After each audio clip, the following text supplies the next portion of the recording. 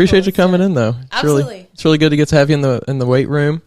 I talked to your husband a while back. I think it was like 180 something. Yeah, so quite a while ago. Yeah, it was before the Kentucky Derby show. Yeah, oh my gosh, so that was a really long time ago. Yeah. What was that, April? That was April 30th was the Kentucky Derby show. Yeah, so I talked to him and, really knowledgeable, really, seemed like he just has just tons of passion for this as well. Yeah, he's a pretty smart guy. He has been doing this since 2016. That's when he incorporated our business. He actually started, I believe, in 2014. If I'm remembering that wrong, Tyler, if you're listening, I'm sorry. But yeah, he's been doing this for quite a while. He's learned a lot of his stuff through practice, through doing his own research. Of course, he went to school and got his bachelor's in exercise science, but really, honestly and truthfully, bachelor's degrees really don't prepare people as well as they probably should have anymore. So, a lot of his teachings, like I said, are from his own research, which is highly respectable. Yeah. Yeah. I have a bachelor's in exercise science as well. And hey, look at that. Whenever I got out, I was like, I don't really know what anything. Yeah, what do we do? I don't really know anything. What the heck do we do with this? Yeah. Like this really expensive piece of paper. No, I feel you. I had like a wild like undergrad experience wherein I went to nursing school for 3.5 out of the 4 years that I was at school. And I, very last semester, changed my mind. And kind of just made my own degree after that, which was just made up of a bunch of like random stuff. So all of my focus was on, most of it was on nursing, and then I added in communications and women's gender studies, which literally makes nothing at all. So after school, I kind of like, futzed around just a little bit, just kind of trying to figure it out because, like most people don't know what they want to do at 18, so, and I sure as hell didn't. Turns out. So I was like a wedding planner for a while. And then I decided, what's kind of the opposite of what I was doing in nursing? Because the reason I had stopped doing nursing was because I was working on the oncology unit at Cincinnati Children's on night shift. And it was just an extremely like tragic experience. So my brain kind of went, okay, wedding planning obviously is not the deal for me. What can I do that's the opposite of what nursing was for me? How can I help make people more healthy? So that's kind of how I arrived in this space, and I've learned a lot from Tyler. But I will say I am currently finishing my master's in exercise science. So what I've learned from him has been very helpful, but also getting more of an advanced look on the exercise science in addition to what he already knew was really beneficial for not only me, but also my clients. Yeah. So. Yeah, it's pretty cool to go from, the nursing side where, depending especially on what you're doing, the specialization that you're doing, you can really be working with people who kind of, it's not just I have a broken arm or I need stitches or, it's something that it is more like, this is very serious. How do we get to this point? And now it's kind of like, how can we keep you from maybe getting to that point? Because there's so much now information, and you've talked about research things like that we know, like proper diet, proper just moving your body around, and it doesn't have to be necessarily in weightlifting or anything like that, but just moving your body and getting proper sleep and things like that is so powerful. And we have so much more information now on how that can really become really probably the most powerful medicine that there is. Yeah, that's what our lifestyles now, not necessarily us in particular, right, but just like as a society as a whole is rather sedentary, where everything's at the push of a button now. We have everything at our fingertips. I can get food delivered to my door in 30 minutes. I can get groceries delivered to my door in 30 minutes. I can get drinks delivered. I can get random stuff delivered from anywhere. I don't have to physically go outside of my house anymore. No one does if you don't really want to. And that's cool and all, but that also is kind of a hindrance in a way. Technology has brought us really far, but it's also brought us back quite a bit as far as like the health standpoint goes. There shouldn't be people in their 40s and 50s dying of heart issues. There's a lot of things, as you already mentioned, that are almost sort of simple things that we can fix or change or do in order to make sure those things don't happen. Going around the block, on a walk, for example, is going to be good for not only, getting some cardiovascular like work in, of course, but it's also good for your joints. It's good for your bones. It's good for ligaments. It's good for, honestly, mental health. Go outside in the dang sunshine. Yeah. Dude. Yeah. That's the best medicine right there, some sunshine. Yeah. Go outside. Most people's vitamin D's low. That can lead to a whole other host of issues, So, and honestly, I will be honest. My vitamin D is pretty low right now. I just got my blood work done. It's because I'm a hermit. I'm inside all day. I'm on technology all day. If I didn't have to kind of, do fitness to be part, first of all, I love it. But if I didn't have to do it as part of my job, I would probably be sitting at my computer for literally the whole day until I realized the sun went down. And I would be like, oh man, that's awful. And then I'd get up and then my bones would be creaky. And I'd be like, well, I wish I would have gotten up and walked around a little bit today, or, loved on my body a little bit in a sense. Yeah, it's easy to understand how people get the way they are. Yeah. We're really set up to fail in a lot of ways, unfortunately, the system, whatever you want to blame it on, but just the system, the way that our world is set up, that system, and it's really, like you said, it's set up to be as low impact as possible, as least possible as it can be stressful on the body. And now we've seen how de-stressing the body to a certain degree has really put more stress on our minds and led to so many more, for sure, mental issues. Yeah. It's almost now really easy to be lazy. It's so much harder, obviously, to do the hard things that make us feel better, which is, again, going outside, getting some fresh air, getting some sunshine, moving your body, properly fueling your body at that, drinking some dang water, Yeah. I don't know how many people I know, sometimes myself included. I will not call anybody out. This is not a call out podcast, but I will sometimes go, half the day and then realize, where the heck? I haven't drank any water today. No wonder my head hurts. No wonder I feel sluggish. No wonder my brain is foggy. Like, simple things like that. You really got to start implementing. And again, I know it's easy to pick up like a Coke Zero or an energy drink versus like water because it tastes better or whatever. But sometimes we just got to do the hard things in order to get the better results. So. For sure. Yeah, I think that's a little hidden but really kind of well-known secret that the hard things are the things that make life easiest in so many different ways. It's for sure, and that's not the answer anyone wants either. Everyone wants the quick fix, of course, but it's the hard things that get us there. 100%. So you kind of mentioned like vitamins and stuff. Do you take anything? Do you take any vitamin D? Do you do any vitamin supplements like that? Yeah. I do vitamin D now as a supplementation because, like I said, my vitamin D is a little bit low. So about 10,000 IU in the morning is pretty good for anybody. 5,000, 10,000 is good in the mornings. Other than that, I just do like a multivitamin right now. I take a probiotic. Obviously very interested in the, quality of my digestive health, as anyone should be. A greens supplement because, again, I'm going to be completely transparent. I don't love vegetables. I'm a very picky eater. So I eat them when I can stomach them, But other than that, I'm going to supplement with some greens products in order to make sure I'm getting my micronutrients in, that I'm not otherwise getting from an actual food source. Outside of that, I also take fish oil, about 3 grams in the morning, for heart health purposes, personally.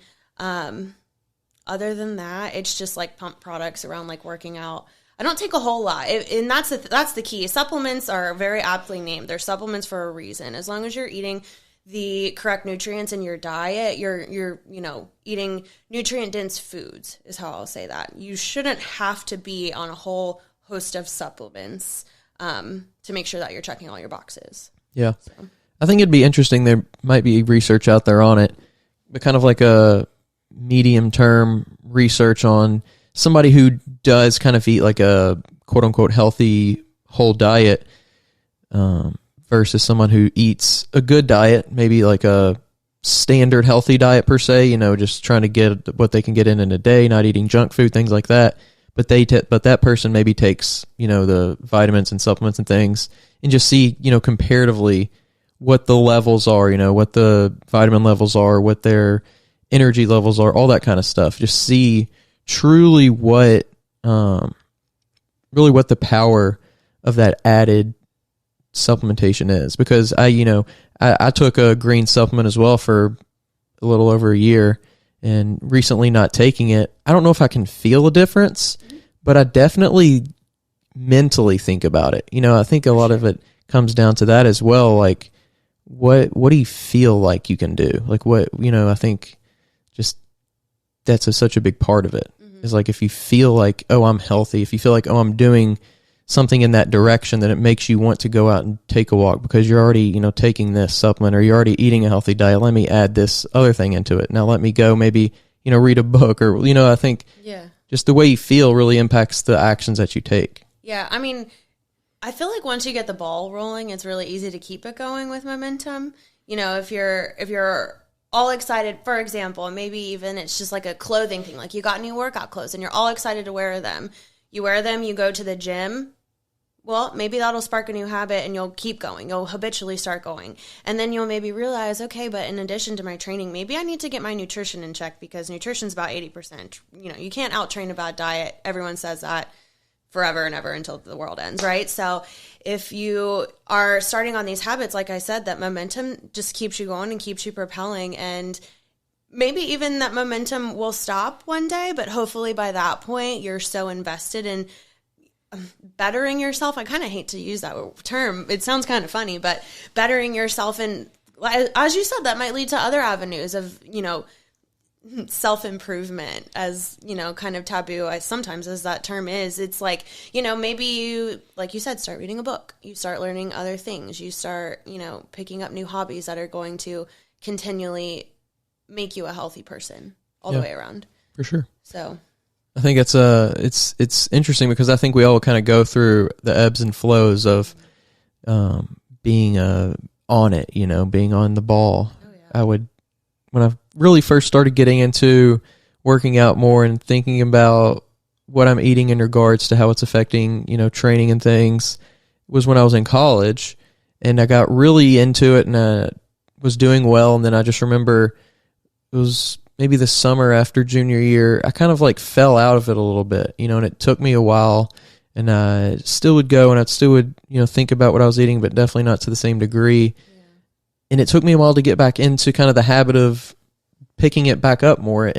But I think it goes to what you said, like creating a routine and creating a habit to where that idea is almost like that's the idea you fall back on, instead of the idea that, you know, oh, I'm working out for a while, and then you fall back into the other things, the Netflixes and the going to the fast food. And, you know, I think it's just about, and that's kind of the hard part too about like creating a new lifestyle, is it's not just that you have to create new habits, you actually have to break old habits at the same time. For sure. That's the biggest thing, you know. It's always easy to fall back into old habits, like you said. For me, old habits before I got into, you know, fitness, I very vividly remember, this is very embarrassing, binge watching Futurama and only eating honey wheat toast with strawberry jam. I don't know what the heck that was about. I couldn't even begin to explain it, but that's like old habits for me. I was like, I would hyperfixate on like some food before I had, and that's probably the ADHD of it all, but, you know, before I had a nutrition plan that I was adhering to or even paying attention to at the very minimum.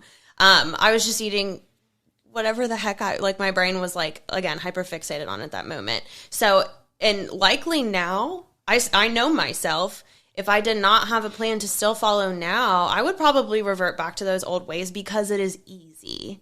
It is so easy, like I said, to regress and go back to, you know, the path of least resistance, I guess is the way I'll say that. But as you mentioned, implementing new routines that you know are going to be more worth your time or more worthwhile, having those things to fall back on is a really big deal when that motivation essentially goes out the door, because it's not always going to be there.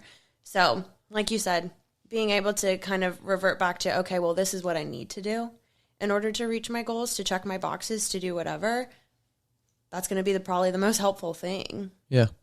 So at what point did fitness become part of your life? My mom's going to love this answer. Back in 2017, my mom did a powerlifting competition in Northern Kentucky, and I went to watch her. And my mom was in her early 50s at that point, and I thought that was the coolest thing, like to see my mom lifting over 200 pounds. And I was like, at the time, only doing cardio. Like I didn't know anything about fitness at that point either. I was still in college. So kind of wanting to be like my mom, I started wanting to learn more about powerlifting, kind of like get into that world. And I thought for a really long time, for probably about 2 or so years, that I was going to eventually one day be like competitive in powerlifting. That absolutely never happened. I can't lift heavy. I'm not like them. Like they're awesome. I cannot do that though. So I actually got talked into bodybuilding. I got convinced to do competitive bodybuilding. I never wanted to or had thought about it. And this part of the story is interesting because the very first bodybuilding coach I had was actually my current husband's ex-wife, and they were married at the time. So she was my first coach. They ended up splitting up. I ended up switching to him for coaching. I did my first show, competed under Tyler as his competitor. And it was the Tricky Jackson Classic in October of 2017. Nope, that's a lie. 2019, and I bombed. Like I did so bad. I did bikini and figure at that show, and I got 3rd and 5th places in bikini, 3rd and 5th in figure, and that was like so embarrassing for me because I'm a very competitive person. So after that, Tyler and I like made a plan, and then I like truly dedicated myself to like bettering myself as far as like fitness goes, really learning about it, learning how to fuel my body, why we do things a certain way, that sort of thing. So I got into fitness probably around 2017, but never seriously until 2019. Gotcha. Yeah. And then about a year and a half after that, which was last year, I competed again 2 more times. So I've only ever done 3 shows. But the first show I competed in last year was Border Clash in Orlando, and I won the overall and figure at that one. And then 6 weeks later, I went to Junior USA's and competed for my pro card and won. So it was a pretty quick journey for me as far as bodybuilding goes, but yeah. I've been in and around the fitness life for about, I guess, 5 years really now. Gotcha. Yeah. And before that, your competitive spirit, was it sports? Like, what was the competitive drive there? The competitive drive was more like in high school. I did like cheerleading and soccer and stuff. But then in college, it was more like extracurricular activities. So not necessarily sports anymore, but more like things I was doing outside of class. So it wasn't even academics either, which is also hilarious. But like it was joining clubs, gaining some sort of like authority position or spot on a board or doing something like that. Stuff to like really beef up a resume for when I would eventually go out into the workforce, which now that stuff did not even matter because Tyler and I work for ourselves. So kind of a waste of time looking back on it, but whatever. So I've always had the competitive spirit, but just different, times in my life, it's ebbed and flowed as far as like what my attention has been trained on. Gotcha. Yeah. All right, guys, we're going to take a quick break here just for a second. Let me tell you about Smoking Gun Coffee. They're a veteran-owned coffee company that strives to produce a quality coffee at an affordable price. They only buy coffee from small coffee farmers around the world with a cup score of at least 85. Each batch is roasted to order for maximum freshness. They also donate a large portion of their proceeds to organizations that help local communities, veterans, first responders, or you can donate to the foundation of your choice at the checkout by going to www.smokingguncoffee.com. That's SMOKIN Gun Coffee. When it comes to science-backed supplements that taste great, 2NS is your one-stop shop. They truly maximize quality by making their own supplements in-house. With over a combined 90 years of experience, 2NS's team of industry experts has a commitment to research, quality, development, and innovation. The body is sacred, so give it the best. Check out all 2NS has to offer at secondnaturesupplements.com. That's 2ndnaturesupplements.com. And whenever you first kind of got into fitness, you said you kind of got talked into bodybuilding. Yeah. Like what talked you into that? Because it's not like a mainstream thing, and for some people, they would be like, "There's no way to ever do that," or the stereotypes behind the sport would scare them off. Like, what was it about it that you were just like, okay, yeah?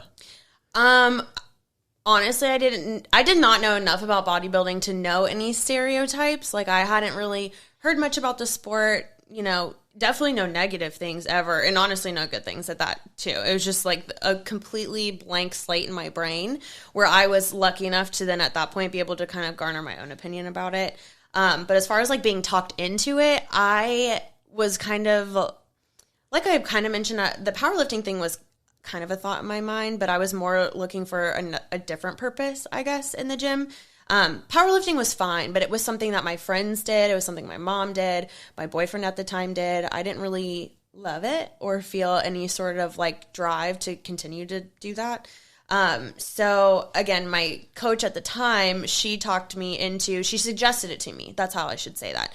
She suggested it to me, kind of like hyped me up in a sense, told me how good she thought I would be at it, told me she had talked to this story is hilarious.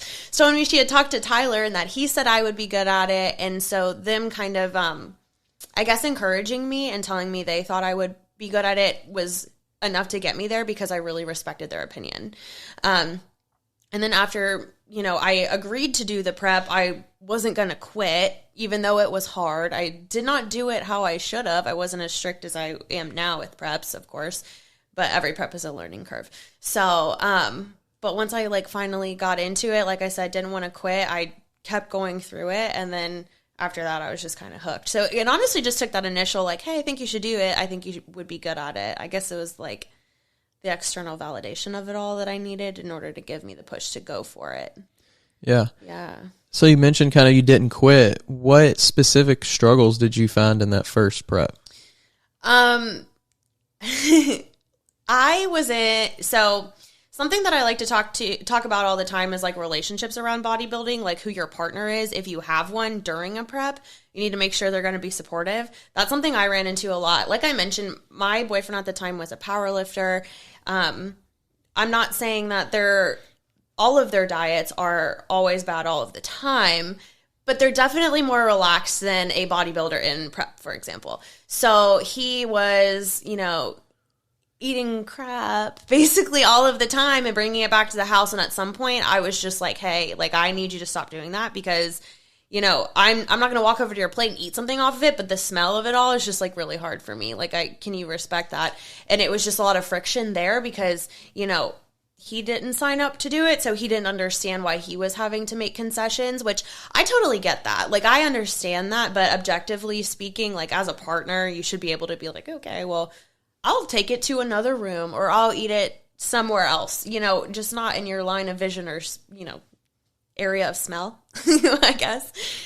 So it was just kind of like a lot of butting heads there. It was just like he didn't want to live the lifestyle that I was living, and I get that. But it was more like a respect thing, I guess, too. Gotcha. Yeah.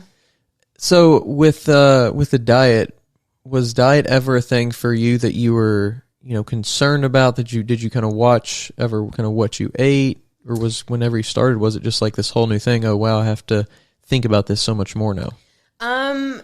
I never really paid attention to nutrition until, I think the first time I even remember paying attention to it was after the first semester of freshman year of college.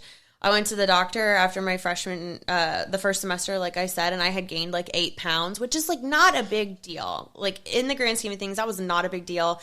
But in my brain, I was like, oh no, like that's not awesome. So I, from then on, was just like really, no fast food. If I do eat something from somewhere, I'm going to make sure it's just on the healthier side. Like, I was eating a lot of salads, which is kind of, you need more than that, all right? I wasn't eating toast with jam anymore, so that was the important thing. I wasn't hyperfixating on food anymore. I was more focused on sort of like giving myself a well-rounded kind of go of things versus what I had been doing, which is just literally whatever I could get my hands on at that point. So then after that, it seems like my brain is telling me I took a hiatus for a little bit, but then I started as a lifestyle client with my first coach who, again, talked me into bodybuilding. I was just doing lifestyle for a while. But then how the conversation about bodybuilding started was she made note of like just the way I was shaped and mentioned figure to me because it's a very shape-dominant division in bodybuilding. So she, again, planted that seed, and then I had been paying attention ever since I had signed up with her about my nutrition. So it was probably like the beginning of 2017, no, beginning of 2019 or end of 2018 where I was like really on it and have been ever since. And is bodybuilding, did you envision yourself using the sport to succeed in it more? Did you see it as an experience more at the beginning? Was it something that just kept your fitness goals in line? Like, why? What was your initial use for it, I guess? My initial use for bodybuilding was just to have a goal in the gym. I am someone who, if I don't have a goal in mind, it's very easy for me to become disinterested. That's just what I know about myself. So, I, at that point, was, again, feeling kind of lost in the gym. I was going and I was showing up because that's what I felt like I was supposed to do. I wasn't going and showing up for myself or for an end goal or something I was even interested in, to be completely honest with you. So, bodybuilding has really kept me focused as far as like my time in the gym and with training goes. That's probably the whole answer. Yeah, bodybuilding honestly is just how I keep it in check. Gotcha. How I keep myself in check. Okay. Yeah. It's interesting kind of the motivation behind in this sport. There's so many different reasons for doing it and reasons for starting. Maybe somebody wants to change their physique. Maybe somebody wants to, they have a bad breakup or they're struggling with, their own eating, even outside of, eating clean. They can't control it, or they can't, they have some sort of addiction that they're overcoming. I've talked to so many people who have just so many different stories and reasons, and the different reason even why they started to body, like they want to succeed. They want to take their mind off that, or maybe they just want to, like you said, have a goal and go to the gym and keep their mind on just, checking off every day as a win and things like that. I think it's just one of the most interesting sports, like, because you can get so, in bodybuilding, it's probably the most popular fitness sport. You can really get some notoriety from it. You can really, if you're one of the top few, you can make some good money from it. You can't really compare that to any other sport. You can't be like, oh, I want to join the NBA, so I'm just going to start training today. Right. Yeah. That's an interesting thing. When I became a professional athlete, it was the weirdest thing in the world, because this is one of the only sports where you can pick it up later in life and work hard at it and then eventually be good at it. Like, for example, from start to when I got my pro card, probably about a year and a half, 2 years. And I started it when I was 22. I got my pro card at 24. I'm 26 now. So it's just like the wildest thing ever. Whereas like the NBA, for example, like you said, most of those people start doing basketball when they're, little people in order to, in order to learn how to play the sport.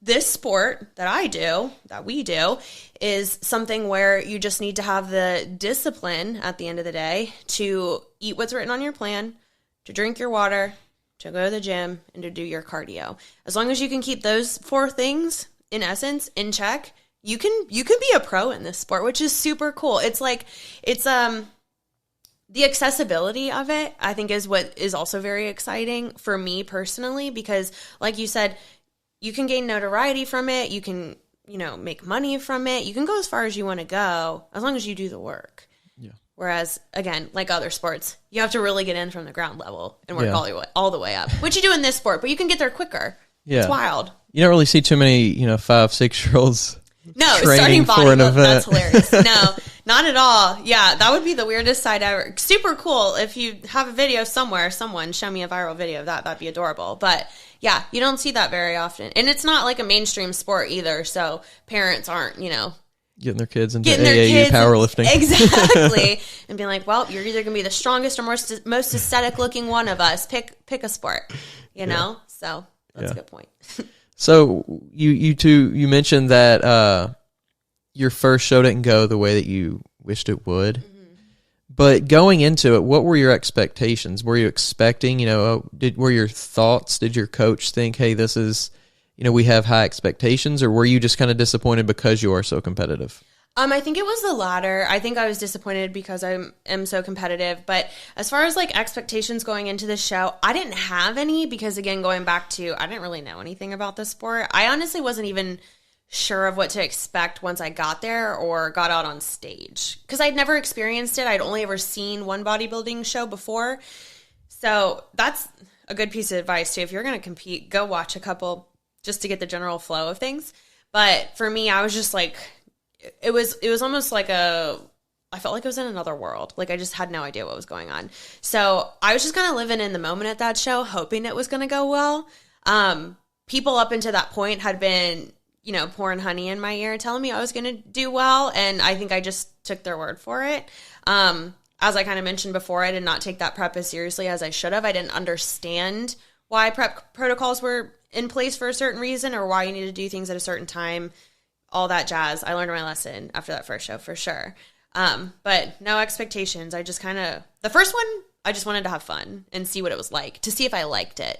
Because it's kind of an expensive sport to just do all willy-nilly. So I wanted to get my feet wet with that one, see what it was like, see if I wanted to continue even. Because outside the money, it's so much pressure to place on yourself, both physically and mentally. Because prep's one of the hardest things you could ever do. That sounds probably really dramatic, but prep is a prison. You can leave at any time. It absolutely sucks, and if it doesn't, you're probably not doing it right.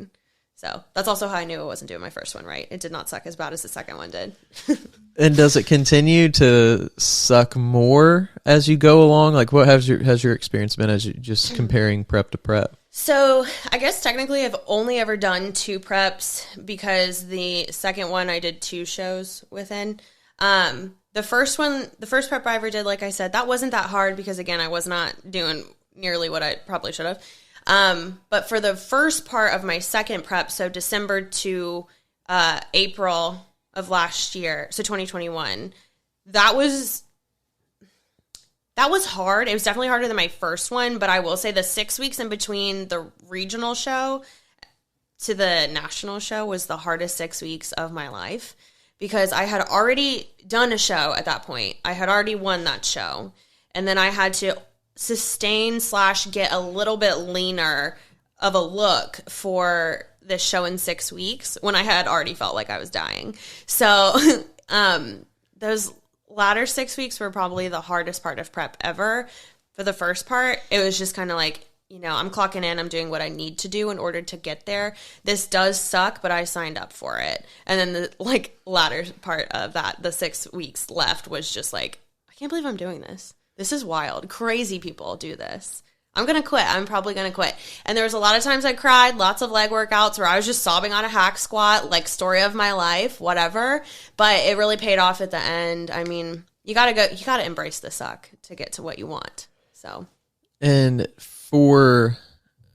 really could talk about maybe any show having this question, but for the most recent show that you did did you feel like there was a dramatic difference between like what your expectations were for the competition versus maybe for social media? It maybe makes it a little bit less because you can kind of see people as they're going along, but like when you actually see them in person, was it like, oh my gosh, I'm going up against these people?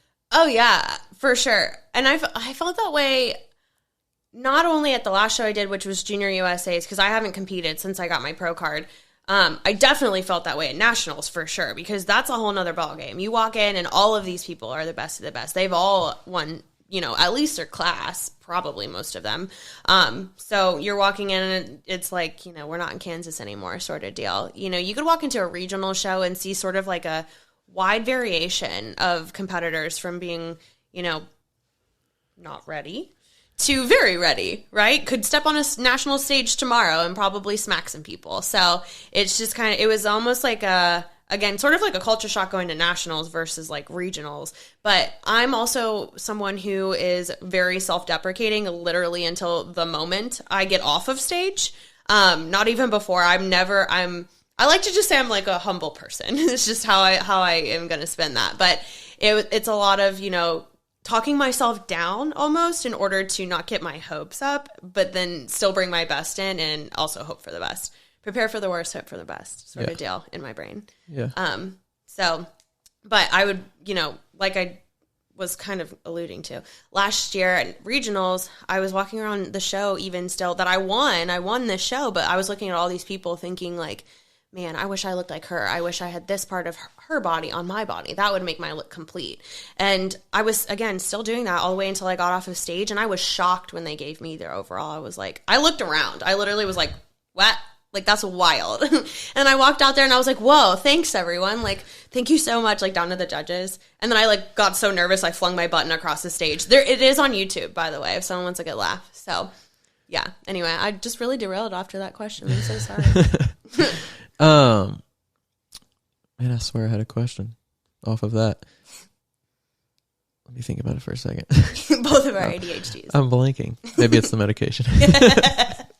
And the caffeine that's kicking in. But going from like your show, you know, everybody talks about, you know, after the show's over and having kind of that either depression or kind of hard time afterwards, and physically, you know, you see yourself, your body changing. Did you struggle at all with that? Was there any mental hardship there for you? Heck yeah. More so after this most recent prep that I did, because I got appropriately stage lean. So it was a lot harder for my body to sort of, return back to homeostasis after I was done. And honestly, that lasted for months. Like, that's the thing no one tells you, or no one really prepares you for. If you're my client, I will tell you, because it just sucks so bad to feel like you're so alone after a show's over. Post-show blues, like if you're not in the sport, it just sounds like you're being dramatic for, you know, because you don't have abs anymore. But it's more so like there's actual chemical reactions taking place in your brain. Your hormones are going wild. That's all thrown out of whack. If you're maintaining a period of, you know, extreme calorie deficit for a prolonged period of time, your body is going to be completely thrown off until you return it back to normal. So if your body fat is at a certain percentage, especially for females, your hormones, reproductive, thyroid, leptin, ghrelin, which are satiety hormones, are all in survival mode at that point in order to get you back to normal. So after you come out of the show and you're reverse dieting in an attempt to get that stuff back to normal without exacerbating anything that's already going on, is a very fine line to walk. And so while all that stuff is happening, you're also dealing with, like you said, the physical aspect of it, where you're gaining weight back. Your vascularity is not quite there anymore. You're starting to see lines disappear. So not only are there, again, things you can't control happening in your body, but you're also kind of sad now because you don't look the same anymore. That confidence that you acquired from these later stages of prep is starting to go away. You feel like you're getting fatter. Your body dysmorphia is taking over like crazy, even though it was probably already there before. So there's so much stuff going on, and it's really hard to, and it was for me at least, to regulate the mental and emotional part of it versus physical. But I'm going to be honest, I blew my reverse diet this last time. It's hard. It is so much harder than prep to adhere to a reverse diet the way it deserves to be adhered to. Because the way I view a reverse diet for any of my clients is almost like you need to do this if you care about your health at all. Otherwise, a whole other host of issues can start to take place, like extreme ones. Like I'm talking, you know, thyroid toxicosis. I'm talking refeeding syndrome, like things that no one should ever have to deal with, which could, on the extreme end of things, again, lead to seizures or heart issues, which we've literally seen. Like I have seen that in someone before. And I actually just wrote my thesis on it for my master's, which is why I'm throwing all this, you know, word vomit on you right now. So anyway.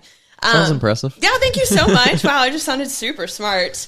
But anyway, so the reverse diet of it all coming out of the show, it's super hard for a multitude of reasons, and it's really hard to keep them all in check at the same time.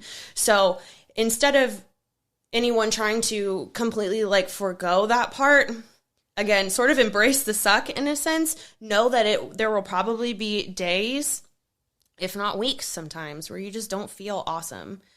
You'll get through it, and it might take a couple months. For me, again, I think it took like 4 months. I gained so much weight. My stage weight at Junior USA's was 110. Junior USA's was May 14th, and then by the time North Americans rolled around that same year, so this was like the very end of August, early September, a couple weeks later, I was 145 pounds. which is, I'm 5 feet as well, tall. So 145 pounds on my frame was kind of wild looking after I had just been 110. And that was not great for my hormones. So, because I was eating a lot and not controlling my reverse diet the way I should have. Yeah. So it was kind of a mess, to be honest. So don't be like me. Follow the plan. Follow the plan. That's right. And as far as the plan goes, is there some pretty extensive and consistent blood work that you do? Like, explain a little bit kind of in detail about from a coaching perspective and from an athlete perspective. Yeah. So as an athlete and also as a coach, I do blood work right after a show just to see kind of what damage the body has incurred, to see what things need to be worked on or helped. What sort of like natural supplementation can we throw in maybe to help? What sort of different food items can we throw in that are going to help you, you know, go back to, again, homeostasis somewhere on that blood work, wherever it's needed, right?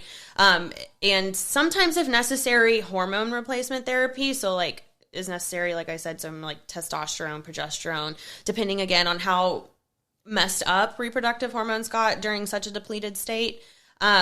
I like to do it for myself and again for my athletes. I don't tell my athletes to do stuff that I don't personally do as an athlete. So I'm talking every 3 to 6 months blood work. I just like to know what's going on under the hood, you know, especially with what's been going on in like the bodybuilding world, especially over the last 2 years of, you know, health issues that unfortunately were fatal because they weren't caught, you know, regular blood work maybe wasn't being done, health screenings, that sort of thing. Health above all else over here. Like I said, always check under the hood, see what's going on.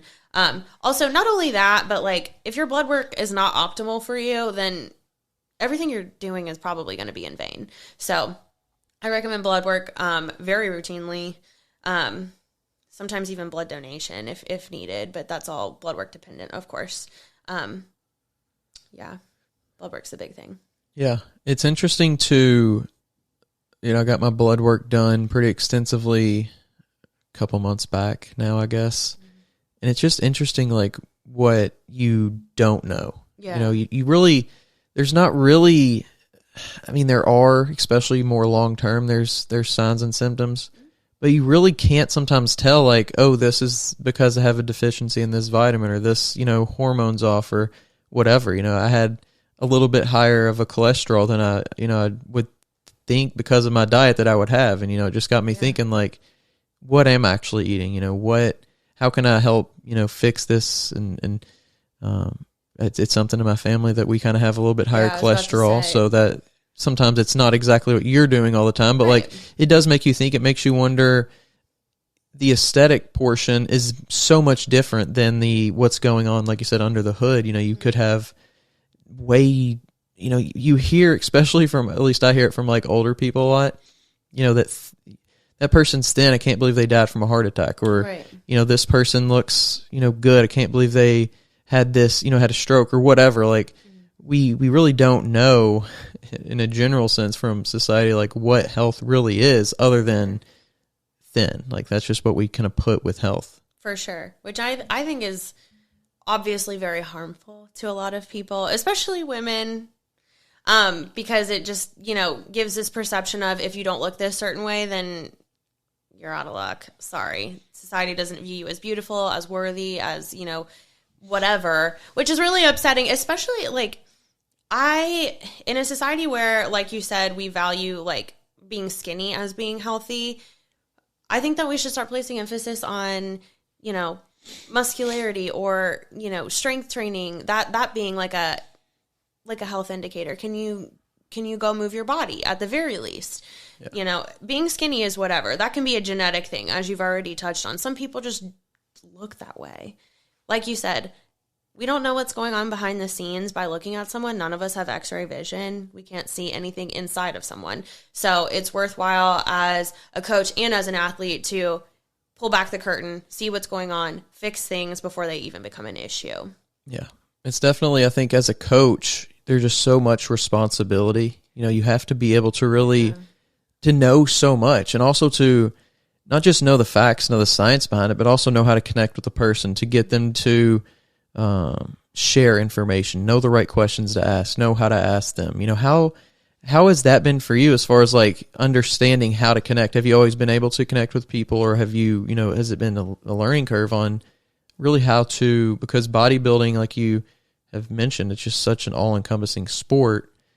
Maybe somebody doesn't even understand that this thing over here that they're doing is impacting. So like, right. How do you know what to and when to and how to ask questions? Well, as far as like how this job goes with me connecting with, there are so many different personality types in the world. And if you are unsure of how to approach different people as they approach you differently, then it is very likely that as a coach, you would not be successful because, as you've already kind of hinted to, you don't know how to communicate with those people. It becomes very hard because how do you tell somebody, you need to do this, this, and this, or stay away from this, this, and this if you don't know how to tell them that. Yeah. Right? So I personally like to use personal experience. A lot of my demographic that I coach is, especially right now as far as like bodybuilding athletes go, young women. So I have like my competitors right now are anywhere from like 19 to 31. So they're all relatively young. So for me, I find it's very worthwhile and easy to connect with them by saying, hey, here's what I did wrong, and here's what happened from that. Don't do that. I'm not going to gatekeep anything over here. I don't have any secrets. If I think of something on a call with one of my competitors that I typically have weekly, because I also do their posing with them, I will just blurt it out because, one, I'll forget it later. Let's be honest. But two, I don't want to leave anything on the table for them, especially if they're first-time competitors, like I felt was left on the table for me when I competed for the first time. Like I mentioned earlier, I didn't know anything that was happening that day. I showed up and I hoped for the best. I didn't know what an expediter was. I didn't know about, I just stood where they told me to stand and hoped, again, for the best. So for my competitors, I want to lay it all out there for them. I want to let them know everything that's happening before it even becomes an issue. But typically, because I like to, spew information at people and overshare, they typically will know what questions to ask because I've likely already said something small about it.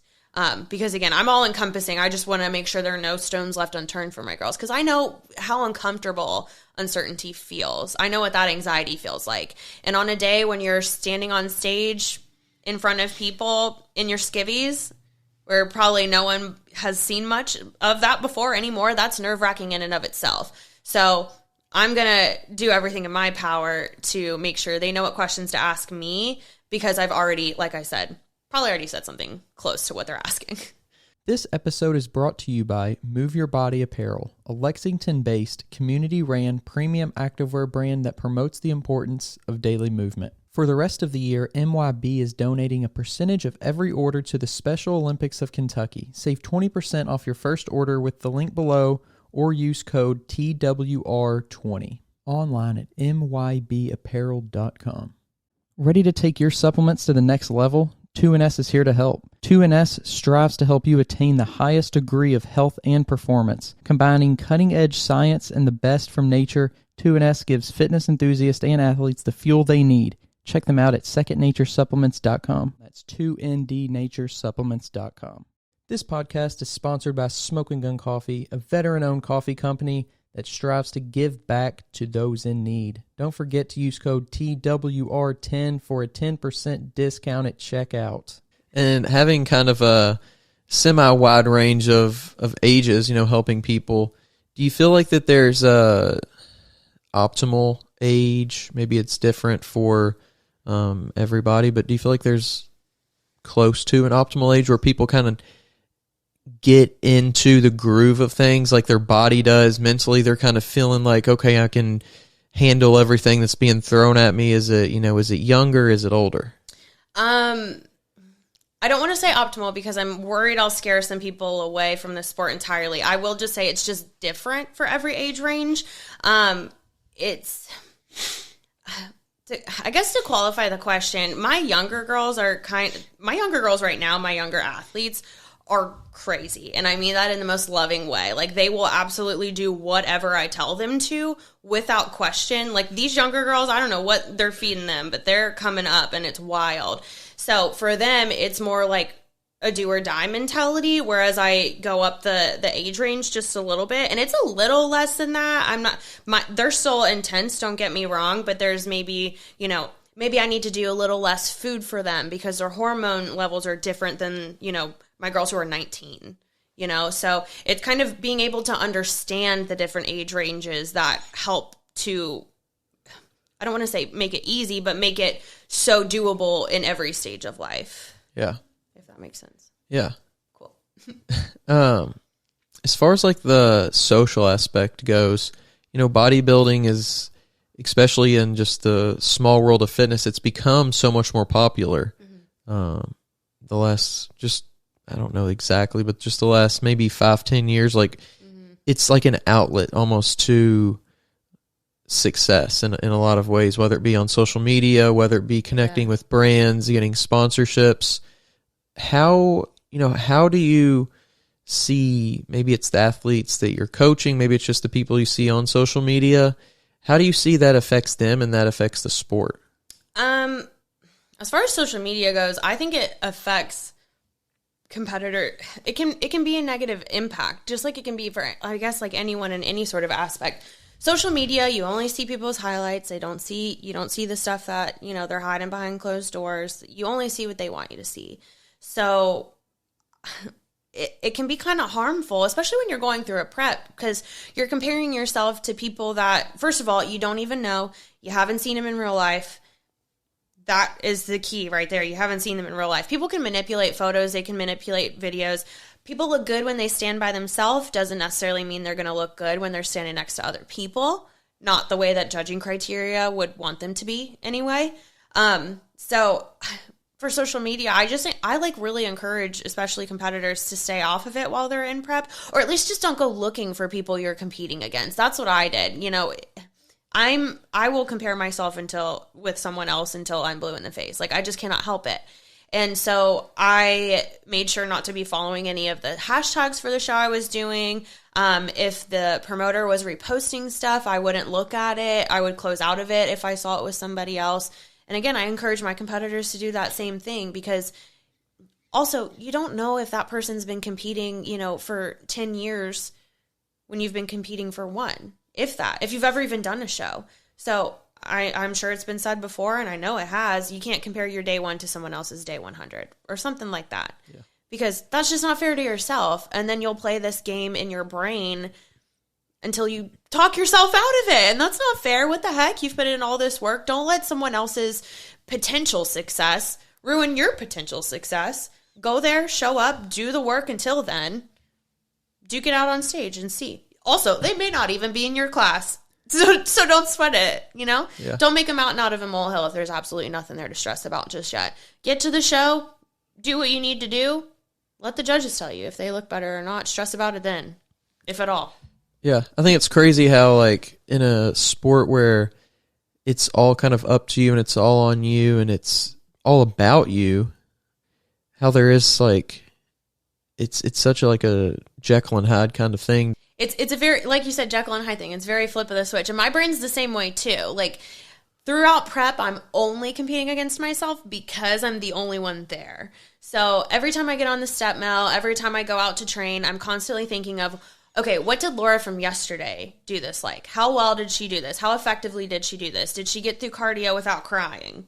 That's a major feat sometimes, okay? So if I'm constantly better than I was the day before, that's great. And it only has to be 1%. You don't have to, show up and double yourself every single time. That's impossible. The math just ain't mathin'. Okay, so show up, do what you can control, and then that'll pop off later. You know what I mean? Yeah. So, I don't know. Prep is a daunting thing because, like I said, you're competing against yourself. But then when you finally see all these other people, it's like, okay, was that work that I was doing against myself enough to beat all these people? And that's where the mind shift happens, especially if you're not looking at social media during your prep. Because at that point, in my brain at least, there is no one else until I get there and see all these other women in my class. And I'm like, oh, man, I hope it was enough. We'll see how it goes. But then you just have to trust in yourself, trust in your coach, trust that you didn't leave any, boxes unchecked. Go what you came to do. Yeah. At the end of the day, the judges are going to decide what they want to decide. don't get upset about it either way. Be a gracious winner, be a gracious loser, and get the feedback and then go back to work. Yeah. It's almost insane that it's so popular because it is so demanding and so challenging. Yeah. It takes a special kind of crazy to commit to it. But as you mentioned, like within the last, I would say 5 years, bodybuilding has grown in popularity. And that comes from classic physique making its debut, from bikini making its debut. Wellness made its debut like 2 years ago now. So, the Sebum of it all, the Jennifer Dory of it all, the Urishna of it all, that's, people are seeing them on social media and they're like, that's what I want to look like because, in a typical walking around everyday sort of a society, those 3 looks are typically what's, most favored. So as kind of weird as it sounds, I think those people have, helped kind of grow the sport in a sense. Chris Bumstead has a large following anyway. And with, his history with Gymshark, still being with Gymshark, and that being like a really large clothing brand in the fitness world, that also gave way to people wanting to get more into bodybuilding because they saw what Chris Bumstead's doing and they're like, I want to be like that guy. Yeah. So the rise of these social media stars, as it were, I guess, are really contributing to bodybuilding's popularity the way that Arnold Schwarzenegger was contributing to bodybuilding's popularity in the 1970s. So I'm not saying Chris Bumstead is Arnold Schwarzenegger. Nobody come for me. That is not what I'm saying. But it just as far as the exposure that the sport is getting due to these aesthetic looking people, not even just Chris, but like, again, Jen and like Urishna and other people as well. Yeah. So I think it's interesting the kind of the mesh of the influencer world within the bodybuilding world as well. For sure. It's definitely there's the people who I've talked to who really don't want anything to do with it, with the influencer side and with all that. But at the biggest levels, it's kind of, that's what it is. It's like, the mesh of, and I think that's, like you said, where the popularity is coming from, because it's, if you're introducing someone who has never heard of bodybuilding, doesn't care about bodybuilding, but hey, they wear Gymshark and they see this guy or see this girl on an ad, and it's like, oh, I didn't even know anything about that. Next thing you know, they're on their page and they're like, oh, I want to look like that. How do I look like that? And they're just in the sport now. It's become such like an option. And back in my childhood, and I really looked up to Arnold Schwarzenegger. I still do, just as a person who kind of defies the odds, does what they want to do by just putting in the work. But that world was never like, I never saw it as like, okay, I can do this. It was such an exclusive club. And I feel like with the introduction of more classes and things like that, it's really made it more realistic for people, for pretty much, I don't want to say anybody, because it does take a certain mental, kind of like what you're saying, a mental ability to do these things, but it opens the door for like a disciplined life. It opens the door for feeling like you're achieving something in a world where we don't really have, especially as adults, we don't really have that too much. We can't feel good when we get an A on a test, or we can't feel good when we, score a goal in soccer, or, score a touchdown in football like we maybe did in grade school or high school. It gives everybody kind of this opportunity to improve themselves. Like we were talking about at the beginning, that self-improvement and just mentally, physically, all around, I think. Yeah. I think this also goes back to our conversation about bodybuilding being like pretty accessible, as versus other sports for sure. Like we were talking about at the top of the episode, as we already mentioned, you don't have to start when you're young. You can start basically whenever you want to get into it. But at the very least, if you don't even want to compete, you just want a more structured lifestyle, live like a bodybuilder for a couple of days, and you'll surely get into a habit of being in some sort of routine that's going to be beneficial for your health, whether that be just simply following a nutrition plan or, following a training plan, making sure you get to the gym 4 or 5 days a week, and making that be consistent. Like I said, you don't have to be competitive, but if you want the structure, it's there for you. Yeah. So for your own personal bodybuilding, having success in really a short amount of time, when you compete, or really whenever you're looking around, I guess, at competitors who have been in the sport for longer periods of time and haven't had the success that you've had, what is that like for you? You know, I've actually talked to somebody recently who during their first season, they became a pro, and it was like crazy to them that they just started, and all of a sudden now they're just beyond where so many people ever get. I mean, is there any like thoughts of kind of like, why me? Like, why am I special in this way? Yeah. Like, why, you know, what is that Imposter like syndrome is what I would call that for sure.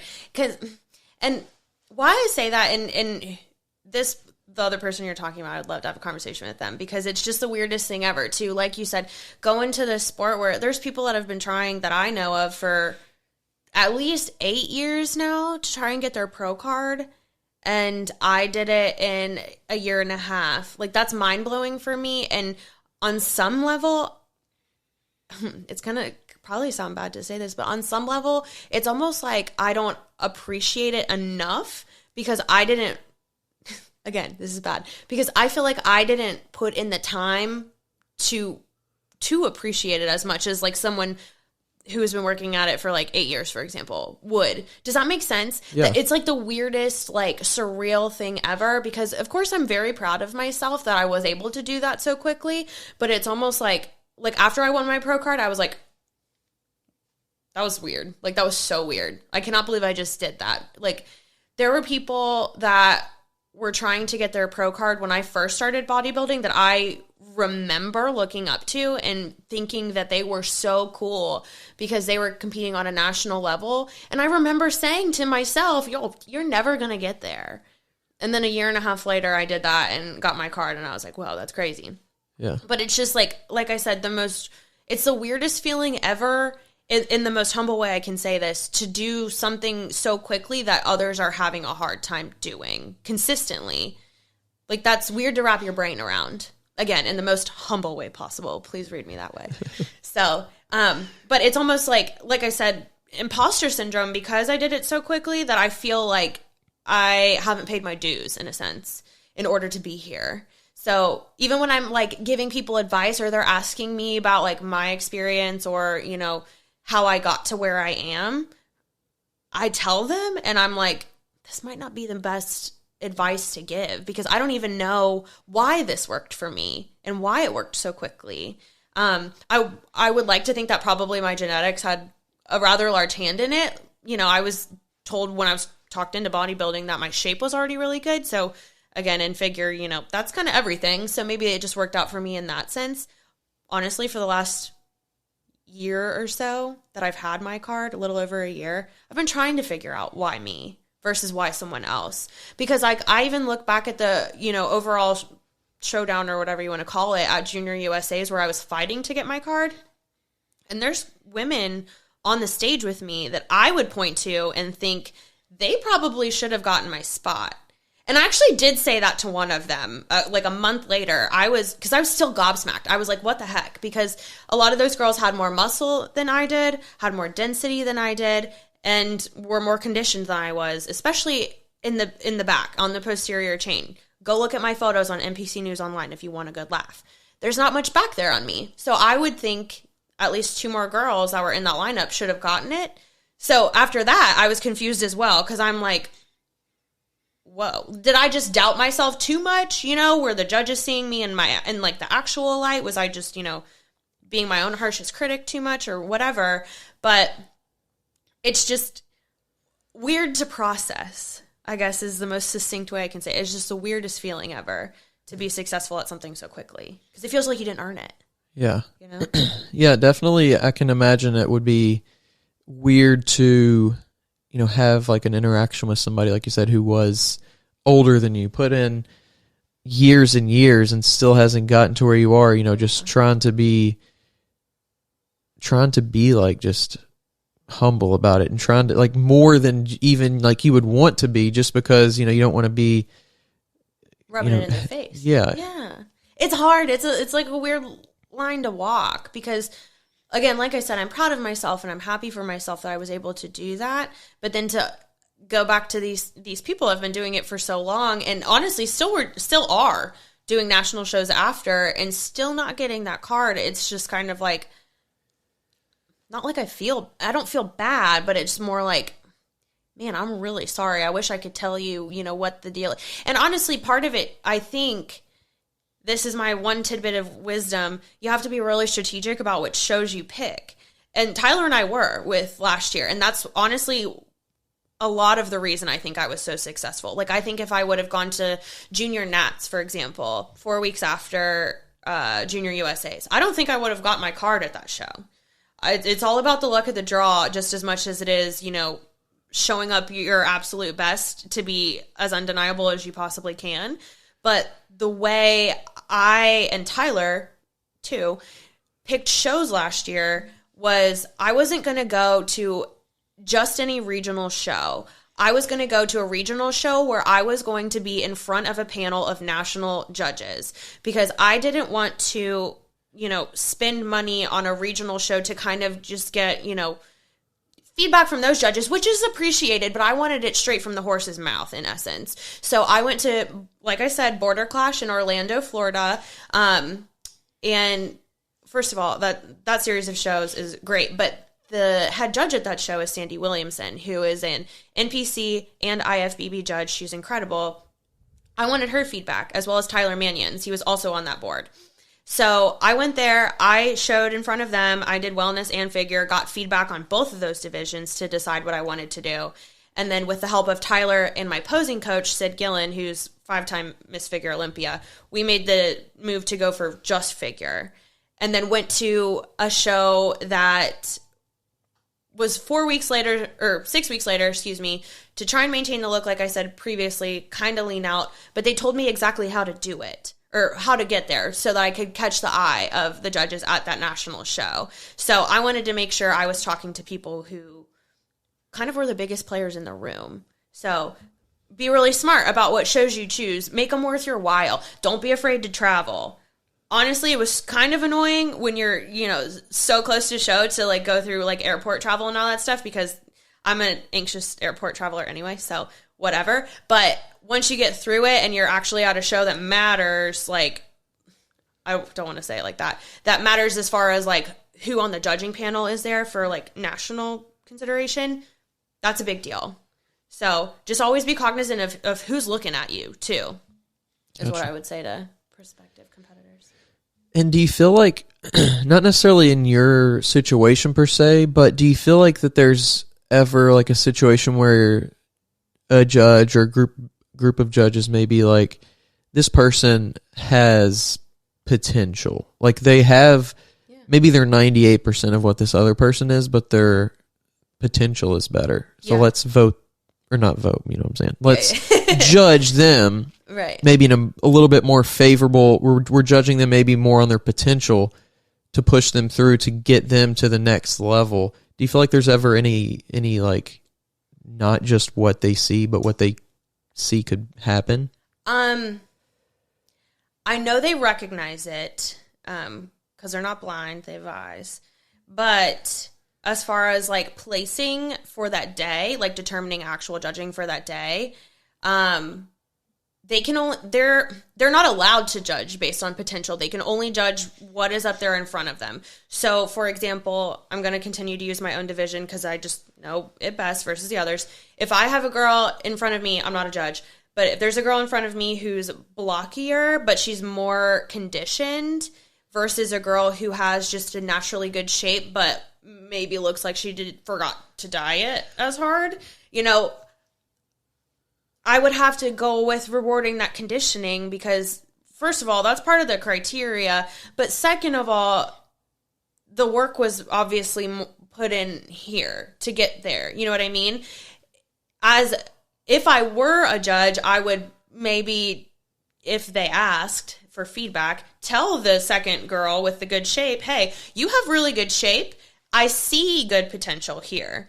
But here's the roadmap to get to a first place finish versus like a second place. So that's typically how they'll go about it. They'll reward somebody who like did the work, but they'll give feedback constructive feedback in order to make this other person better for the next time to fit the criteria. Gotcha. So there will be people though who will tell you that judges judge based on potential, and that's not fair to the judges. I will say that. Yeah. I just think there's so much like, conspiracy in anything, you know, when you yeah. dig down deep into any sport, there's always the conspiracy, the fun things to talk about sometimes and to think about happening, but the politics, all of that, who knows who and how they know. Yeah, exactly. It's interesting. But do you feel like though that there is a reason or a purpose or a greater meaning to you getting your pro card? This answer is going to be in two parts probably. So the first part is, I think it happened so that I could reach a larger audience to be able to help more people. And I'm not talking just clients. I'm talking like people who follow me that ask me one-off questions that, you know, they could eventually go down a different path that may not be good for their health if they hadn't asked me that question. The growth of my platform, not that I'm like a social media like influencer by any means, but the growth of my platform that came with reaching success so quickly, I think has been one of the most positive things, because I've been able to help, like I said, a multitude of people, not just clients. Professionally, you know, beyond being a coach, professionally as an athlete, I mean, I think in the future, one thing I said after I got my pro card is, if I could do that in a year and a half, what else can I do in a year and a half? And with that thought in mind, over the last year and a half, Tyler and I have been putting in time, you know, in the improvement season to hopefully build some more muscle, some more density that the judges are requiring of me, that I got in my feedback last year. So I'm hoping that with, you know, this enhanced platform, being a professional athlete, that I can go on to hopefully maybe win a pro show one day and qualify for the Olympia. There's obviously bodybuilding athletes in Kentucky who have qualified for the Olympia before, but as it currently stands, if I'm wrong, someone let me know. But if I am right, I'm still currently the youngest IFBB Pro in Kentucky across the board. So right now, my brain is thinking it would be cool to be the youngest IFBB Pro in Kentucky to qualify for the Olympia. So professionally, that's where my head's at as far as being a professional athlete goes. So it's been nice to help other people all across I have clients now in South Korea, I have people everywhere. So that growth has been cool. But thinking about stepping on a bigger stage one day is a really cool thought as well. So is that what kind of motivates you at this point, is just continuing down the competitive? Yeah.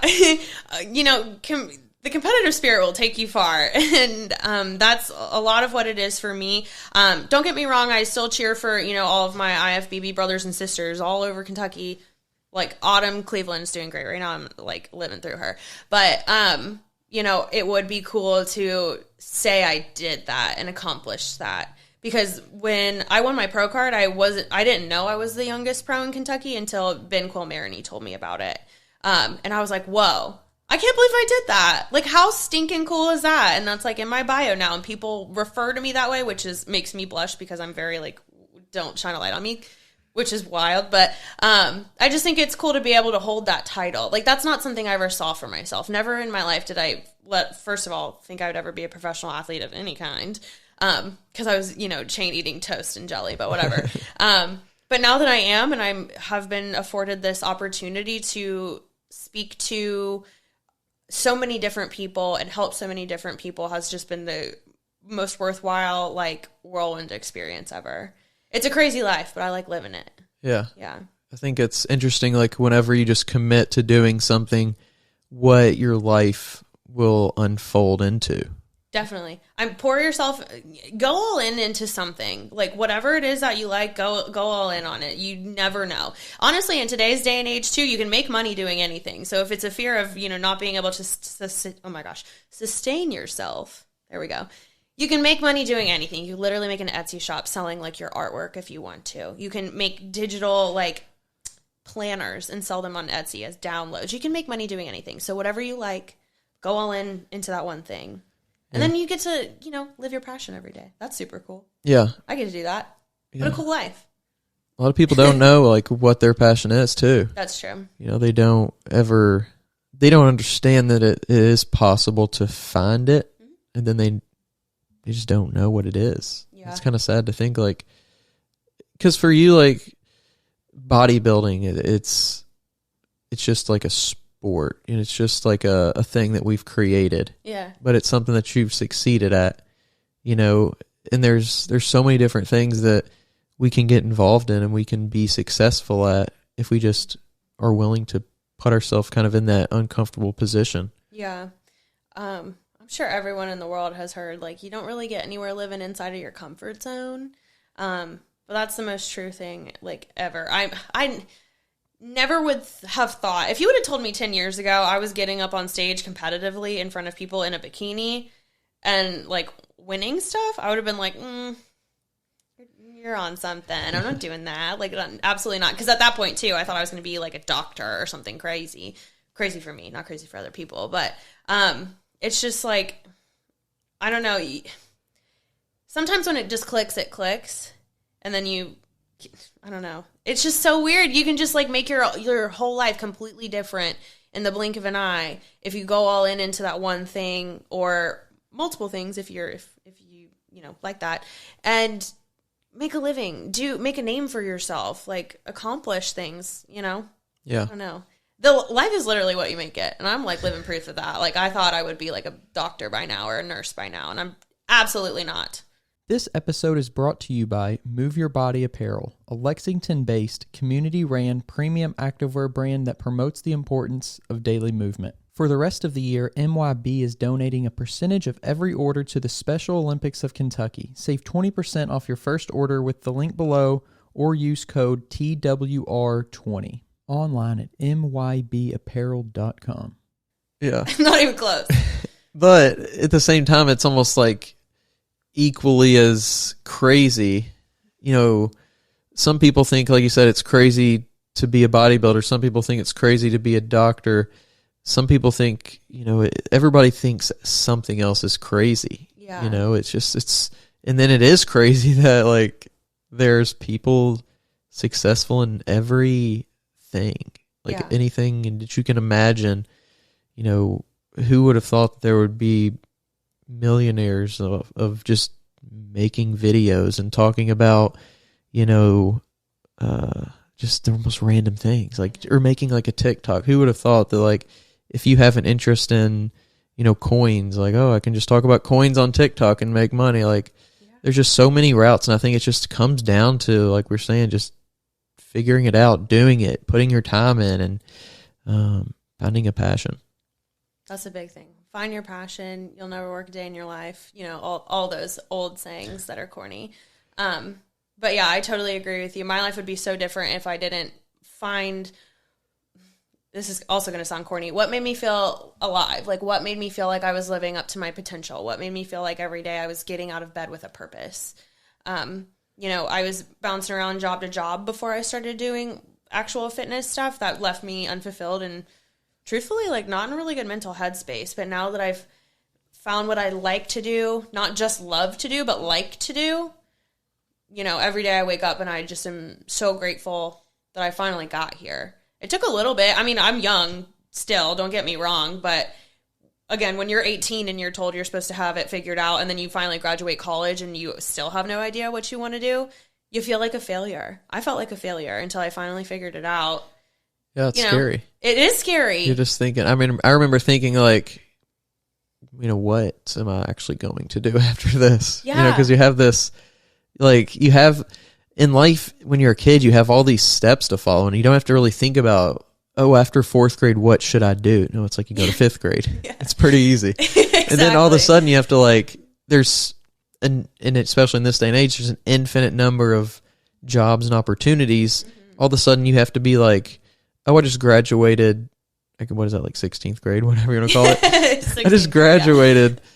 Now I don't have, like, that step per se. Like, I don't have someone telling me what to do. You literally have to be like, and it feels like there's so much pressure to get it right on that first try. Yeah. That's what people, especially, like, in the moment, don't understand, is, like, most people aren't going to end up doing the job they just start out of college, or just even the career that they start out of college. Like, especially these days, it's not like you're going down to the coal mines or going to work in the factory for 40 years. You're probably going to switch your career at least once. And, there's not really that much pressure because there's so much opportunity out there. For sure. And heaven forbid we have another, like, pandemic or something. So many people changed their career paths after the pandemic hit because, a lot of jobs weren't available anymore because people were closing down. They had to find other ways to, garner some sort of income. I think around that time too, there was also a large surge in like influencers and people wanting to do fitness, and because you could do fitness from home during the pandemic if you really tried hard enough. Yeah.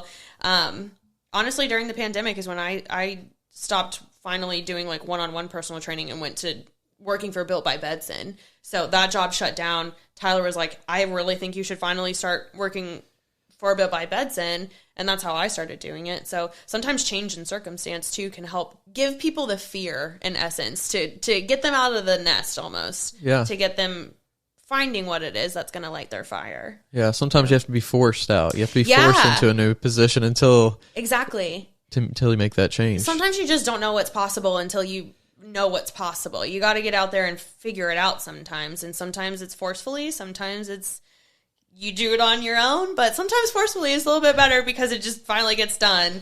But yeah, it's sometimes people just need that push. I needed the push. Yeah. For sure. Yeah. And I think looking at every opportunity, as weird as it sounds, looking at a pandemic lockdown as an opportunity. Yeah. Looking at it like that, it's like, okay, well, what can we do? And I started the podcast during that time, and it was like just something fun to do at the time. And then it, you just, like we're talking about before, you stick with it, and you don't know what it's going to turn into. Exactly. But yeah, that's awesome. As a pro bodybuilder though, like what in your life has changed as far as like, your routines? What do you feel like you're really, since you're so young into the sport, especially, what do you feel like you're kind of optimizing more now than ever? Sleep. Sleep. I don't know. Before sometimes I still do, but before I would stay up so late, I would have to get up so early to go to work. So I was getting maybe 5 or so hours of sleep a night. I'm somebody that needs 8 or 9 now in order to function like an actual human being in the morning. So my sleep habits have changed. We've invested in our sleep a lot too. As weird as that sounds, we bought a new mattress. We track we have a really snooty mattress. It's one of those, sleep number beds, but it tracks your sleep for you. So your sleep quality. And that's something that Tyler and I were both interested in changing more this year at the beginning of the year. So we bought that mattress, and it's been awesome ever since then. So I know if I wake up in the morning and I feel like crap, I can just look at that score and be like, oh, I slept so restlessly last night. Maybe what did I do before bed or yesterday that affected that sleep quality? How can I fix that moving forward? Yeah. As far as nutrition and training, that's still the same for me. It's a lifestyle and you live it. As far as being pro goes, really the most notable change for me, I think, as probably vain as it sounds, is the recognition I get from it now. Again, by no means am I a social media influencer, but especially in our local area, I get, noticed a lot more in a gym setting, of course, when I'm in my place, So I get recognized more. I get asked questions more. People that I don't know from other states message me on Instagram to ask me questions like I alluded to earlier. So, and photographers want to work with me more, which is fun. I love doing that sort of thing. Jim John, he's here in Louisville. I love working with him. It's just that part of it is a fun hobby for me. But then in turn gives me more content to post on social media to further my reach to help other people. So it's all a means to an end, but the notoriety, which is such a large word to use. It's not what I am. I'm not that popular, but the notoriety I get from it has been just wild and weird. Yeah. Weird in a good way. It's just different. Yeah. So, yeah. I mean, you never probably thought, hey, I'm going into the gym for the first time. One day I'll be, people recognize me for my accomplishments. Right. It's just, yeah. It's I don't know. It's just, I'm very humbled and gracious for it, but it is a wild experience when people you don't know are like, hey, are you Laura Bedson? I'm like, yes. Not today. Who are you? Tell me your name. You have me at a disadvantage. Goodness. Yeah. Yeah, it is cool. As far as the sleep goes, though, yeah, I think it's so underutilized, not just in bodybuilding, but just everyday people, very invested in my sleep as well. I have a Whoop strap, and it tells me, actually, my dad has a sleep number bed, and he was telling me one time about the stuff you were talking about, and I was like, that sounds very similar to what I get, feedback from my Whoop, and, a lot of times people don't know what to make of that information. Yeah. But it is cool that at least people are becoming more aware that it's not just when you close your eyes and go to sleep and you wake up, that's it. there's so much more behind the scenes of what's going on, and like, what's your heart rate variability, what's your recovery looking like? Like, there's so much behind and so much research, so many cool, Andrew Huberman's a person I look up to when it comes to a lot of scientific stuff, and especially sleep. He has a lot of really cool content out there on that. But just the kind of, it really almost is like the cornerstone of how everything works, and how everything down the line will work. Your diet, your nutrition, your exercise. Like, if you're not getting enough sleep, it's almost close to irrelevant. Right. What you're doing outside of that. Hopefully close to 8-ish hours. I've actually found that about 7.5 hours is like my good number for me. Nice, so it's interesting to know, like, and you don't know until you know. It's kind of like getting your blood work done. You can kind of, maybe when it comes to sleep, you can kind of maybe tell a little bit more just how you're feeling and things like that, but like, you don't really know until you know. Yeah. And I think that, sleep is, as you kind of mentioned, something that most people don't think about, like, being an issue, because we do it literally every single day. Yeah. So, you've been doing it since you were a baby. You just don't think it's that important because it's something you do all of the time. Yeah. So you're just like, well, okay, whatever. Sleep is sleep, but sleep is not sleep. Sleep, you got to get restful sleep in order to recover. So maybe don't drink as much caffeine during the day. Limit it to 200 to 300 milligrams per day. Maybe don't watch TV so close to bed if that's something that really messes with you. Wear blue light blockers if you've got to look at screens all day. Making sure, take some sleep support if you really need to. Just wind down, read a book, something to shut off your brain so that your brain can get some active rest. How will we say that? Some good rest during the night. That way you can recover from your training session the day before. You can process your nutrients. You can, not break down your muscles as much. You can build them back up. That's how I'm trying to say.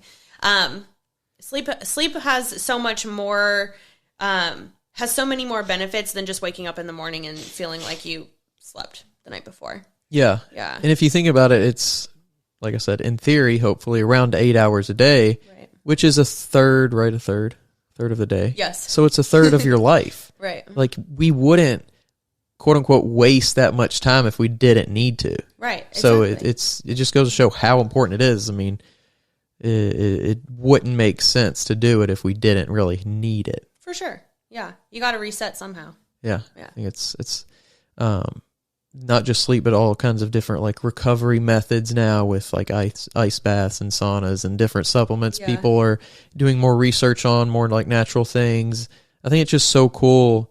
It's something that I'm really interested in as far as, I definitely love training and I love nutrition, but just like how we can get back to doing that and amp up the training and amp up the nutrition that we've already done and get back to, get back in the gym faster and make more progress and things like that. I think the recovery side's getting a lot of scientific attention. For sure. Which I think more people should, this is going to be a nerdy thing to say, but I think that everyone should look up peer-reviewed stuff when you're researching. Obviously, because it's been peer-reviewed, you're not just looking at something on WebMD or Google or whatever. You know that it's actually good scientific facts that are backed up and checked.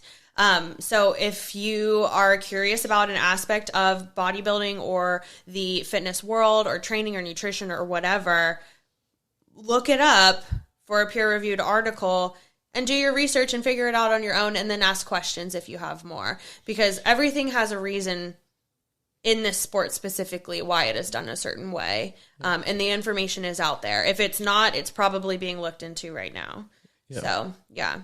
Yeah, the field of exercise science and all the kind of related fields is getting so much more attention and money thrown at it. And it's really exciting, to see where it's going to go, the technology that's coming out for it. Like I said, the supplements and things, the natural stuff, and just where it's headed. I think it is weird that it's headed in such a good direction, but we're still seeing the health problems we are seeing. Yeah. But hopefully just with all that information coming out, we can, people like you, people like me can spread that and just help the everyday person. Yeah.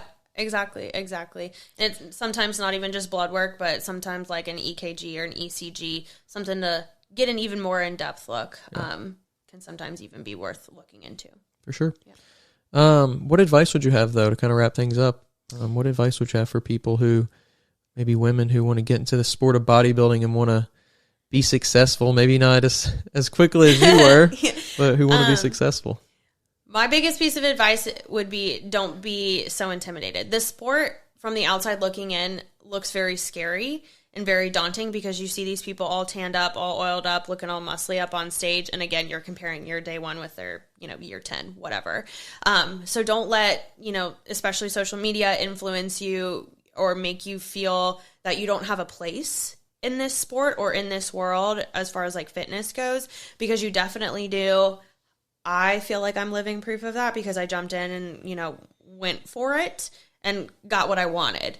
And everyone can, so don't be scared. Go all in if you really want to. Get your toes wet if you need to at first, but it's not we're all nicer than we look. We just look scary. That's it. That's funny. Yeah. No, that's the biggest advice. Yeah, I think that's really good advice. Just kind of get in there and start doing it. No matter what it is, whether it's bodybuilding or, starting your business, whatever it is, just get into it. You don't have to be, you don't have to worry about being the best on day one. Yeah. And if you don't try, you'll never know. So try. Give it a shot. That's all you got. Yeah. Give it a shot. And maybe you're not the next, Olympian, but maybe through that discovery, you find out that you're really good at something else. And that's what leads you to your thing. Exactly. Sometimes that's all it takes, just getting in there.